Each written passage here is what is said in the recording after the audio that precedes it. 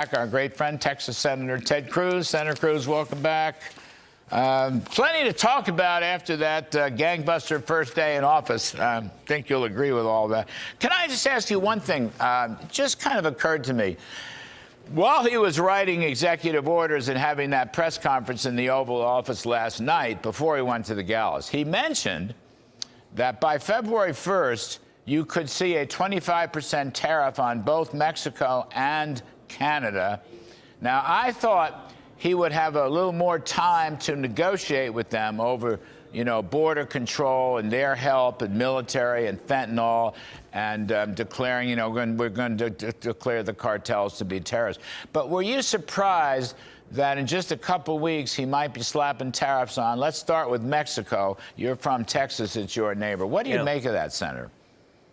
Well, look, I understand his threat of tariffs in the context of what he did in the first administration, which is he threatened the same tariff, 25% on Mexico, unless they help secure the border.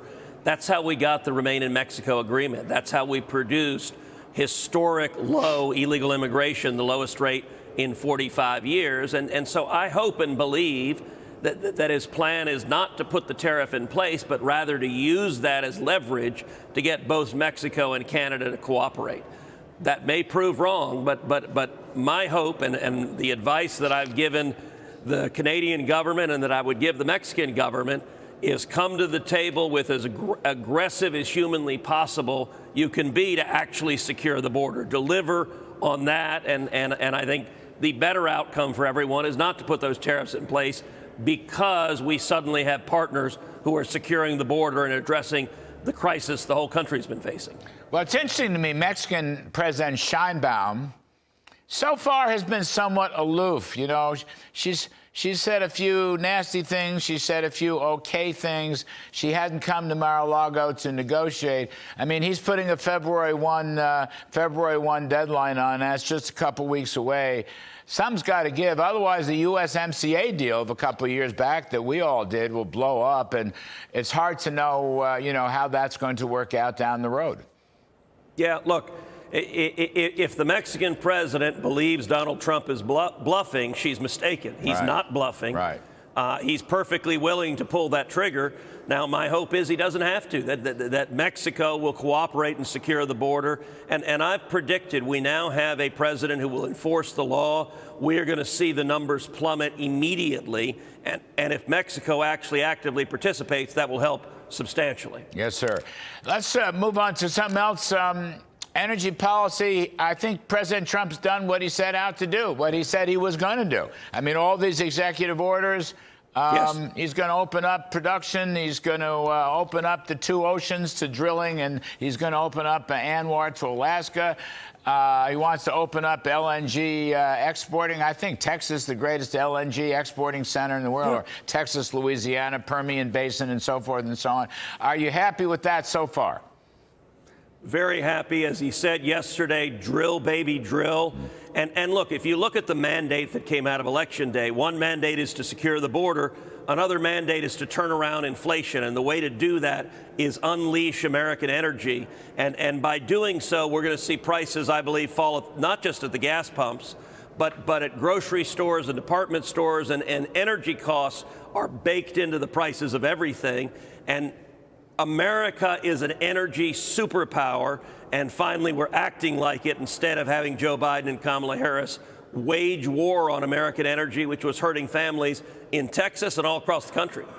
So have you talked to some of the independents down your way or some of the large corporations down their way? Will they drill more? Will the rig count go back up? Will the LNG production go back up? I mean, what are you hearing from that crowd? Will it take them, there's an argument on Wall Street that's going to take a long time and they're not going to do it, or that they don't really want to produce more. They'd rather act like they're money managers and capital managers and balance sheet managers and not really in the energy business. But what are you hearing from that group? Look, I expect we're going to see significantly more drilling. We're going to see more pipelines. We're going to see more LNG export terminals. We're going to see more investment. There's a lot of enthusiasm, both from the majors, but also from the smaller independents. I have a lot of friends who are smaller independents. You look at Texas. Texas was basically built by wildcatters, by guys who had fourth-grade education and began drilling holes in the ground, and one after the other became the richest men on earth. And I think that spirit is alive and well in the great state of Texas, and I fully expect we're going to see major investments in expanding energy production. I've been watching Landman every Sunday night. Isn't it awesome? I think it's just one of the greatest things. And by the way, if you watch it, you get a real education in the business. I mean, it's very fast. And Billy Bob Thornton is spectacular in it. I think it's the best show on television right now, except for yours, of course, Larry. They think so. It's a slightly different category. I appreciate the thought, but it is the best. Landman's the best show on TV. You're absolutely right. Senator, talk to me if you can or care to about TikTok. Now, yesterday, Mr. Trump was ruminating.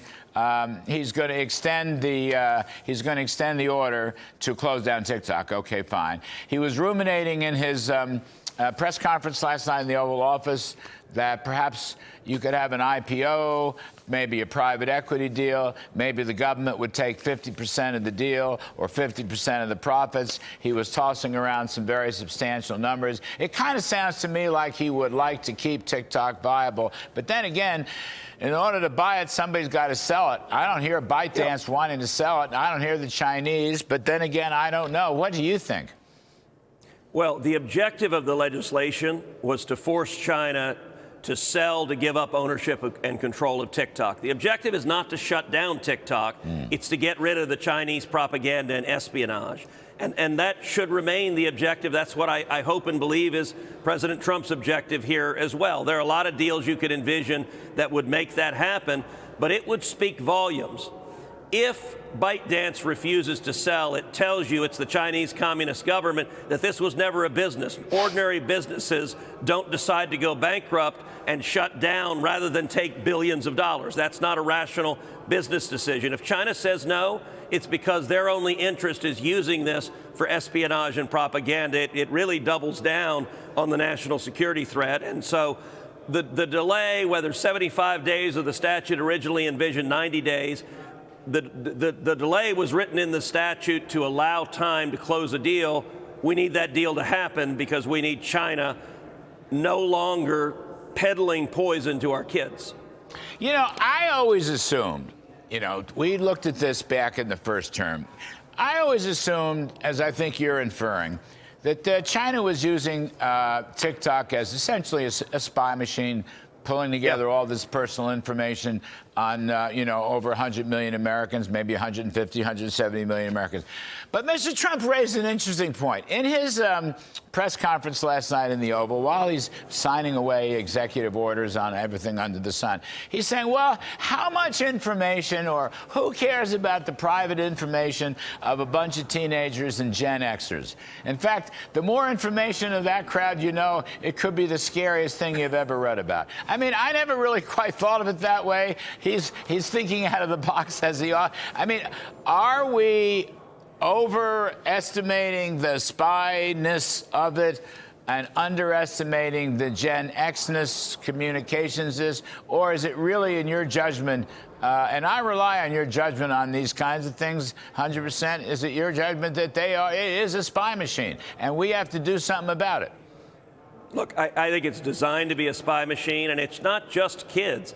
170 million U.S. users, that's half the population of America. And the ability to engage in real-time espionage is a very dangerous thing to hand to and allow our most significant geopolitical adversary to have. I also think the propaganda aspect is serious. They push garbage to our kids. I've talked about this at length on my podcast, Verdict with Ted Cruz, how they use TikTok to push to young people substance abuse, self-harm, suicidal ideation. They push anti-capitalist messaging. They push anti-American messaging. They push anti-Israel and anti-Semitic content.